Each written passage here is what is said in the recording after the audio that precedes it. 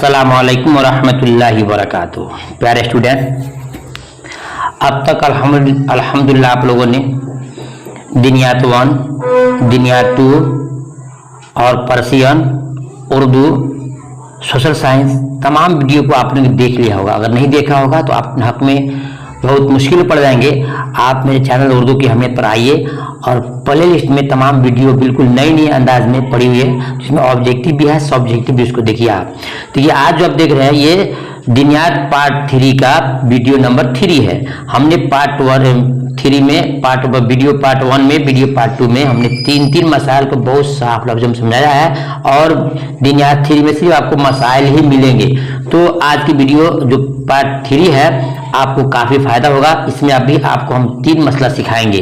Number 1 मुद्दत रज़ात किसे कहते हैं, और उसके बाद दूसरा मसला आपको आएगा कि रोज़ा कितने किस्म के होते हैं, और तीसरा मसला आएगा कि रोज़ा किन चीज़ों से टूट जाता है। ये तमाम मसाइल इम्तिहान के लिए बहुत इंपॉर्टेंट है, लिहाजा आपको ध्यान से सुनना होगा। आइए शुरू करते हैं।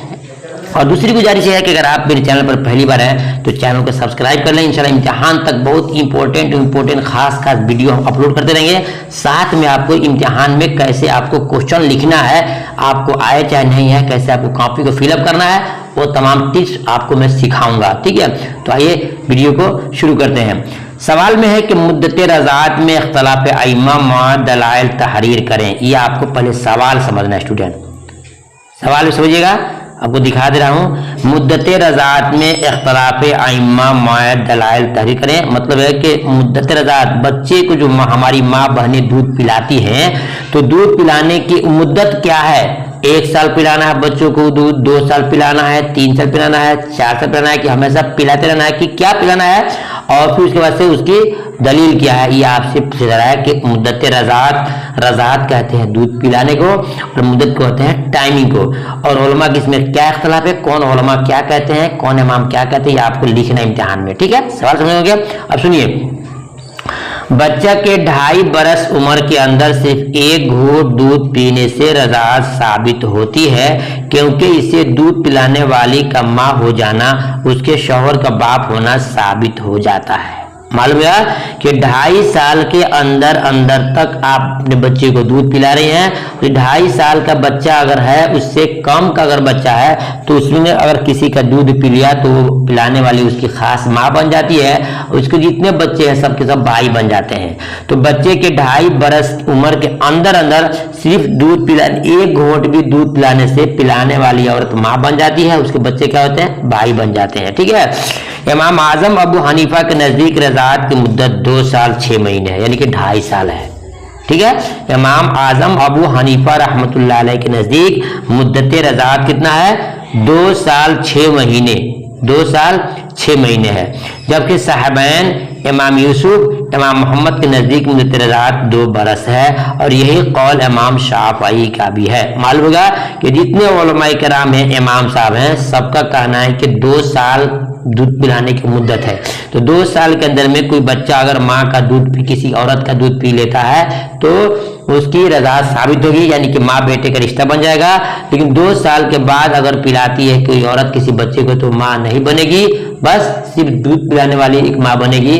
लेकिन उनके बच्चों से निकाह, शादी ब्याह सब जायज है। लेकिन इमाम अबू हनीफा का कहना है कि नहीं, 2.5 साल तक। कितने साल, 2.5 साल तक, ये आपको लिखना है। फिर सुनिए ध्यान से, इमाम आजम अबू हनीफा के नजदीक, इमाम आजम अबू हनीफा के नजदीक रज़ात की मुद्दत, दूध पिलाने की मुद्दत कितना है, 2 साल 6 महीना। कितना है, 2 साल 6 महीना। ठीक है, लेकिन जबकि साहबान यानी इमाम यूसुफ, इमाम मोहम्मद के नजदीक मुद्दत रज़ात 2 बरस है। तो जिनके पास 2 बरस है, तो 2 बरस के अंदर में कोई बच्चा किसी औरत का दूध पीता है तो माँ बेटे का रिश्ता होगा, और 2 बरस के बाद पीता है तो माँ बेटे का रिश्ता नहीं बनेगा। लेकिन इमाम अबू हनीफा के नजदीक 2.5 बरस तक मुद्दत है, कि 2.5 बरस के अंदर दूध पीता है तो माँ बेटे का रिश्ता बनेगा, और नहीं पीता है यानी कि 2.5 के बाद पीता है तो माँ बेटे का रिश्ता नहीं बनेगा। ठीक है, उनका कहना है। और इसी कौल में इमाम शाफी रहमतुल्लाह अलैह का भी कौल यही है कि इमाम साहबैन, इमाम यूसुफ और मोहम्मद के साथ साथ कौन है, इमाम शाफी भी हैं। उनकी दलील क्या है कि अल्लाह ताला ने फरमाया, अल वालिदाने युरजीना औलादहुन्ना हौलैने कामिलैने ना, लमन अरादा अन युतिम रज़ा, यानी औरतें अपने बच्चों को 2 साल मुकम्मल दूध पिलाएं, 2 साल मुकम्मल दूध पिलाएं तो रज़ात पूरी होगी।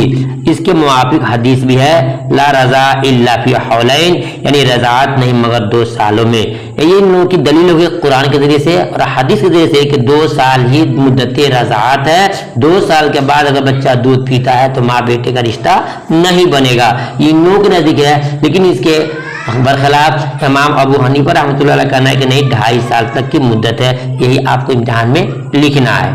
ठीक है, अब नेक्स्ट देखते हैं,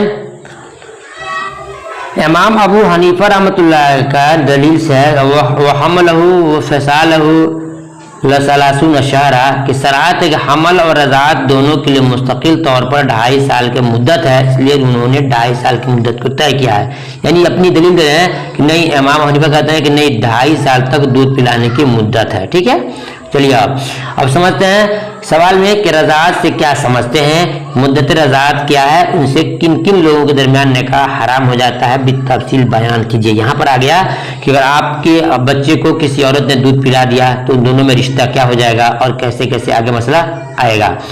लिखा है कि रज़ात का मतलब है कि किसी बच्चे को 2.5 साल की उम्र के अंदर किसी ने अगर दूध पिला दिया तो क्या हो जाता है, माँ बेटे का रिश्ता होता है और जितने इसके उसके उस औरत के बच्चे होंगे ये सब के सब खास भाई बन जाएंगे, भाई बन हो जाएंगे।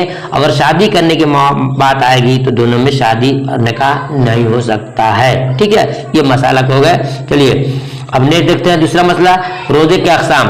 रोजा कितने किस्म का होता है, बितफसील बयान कीजिए। नीज रोजा का कफारा क्या है उसको बयान कीजिए। आइए दिखाते हैं आपको। हम सौम कहते हैं किसी ऐसे शख्स का जो शरीयत की तरफ से रोजा रखने पर मामूर हो, उसका सुबह सादिक से गुरूब आफ्ताब तक आमदन माने जानबूझकर खाना पीना या जमा वगैरह को क्या कर देना है।